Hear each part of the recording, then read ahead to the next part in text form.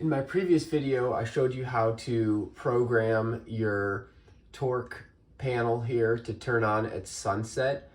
I was having an issue with my lights not coming on when the sun was actually setting. They were coming on an hour or 30 minutes later.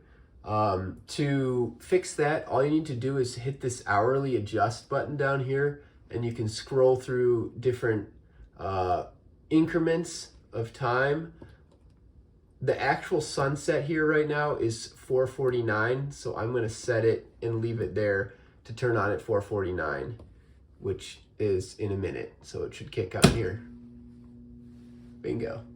So if you're having that issue, hopefully this video is helpful, and yeah, thanks for watching.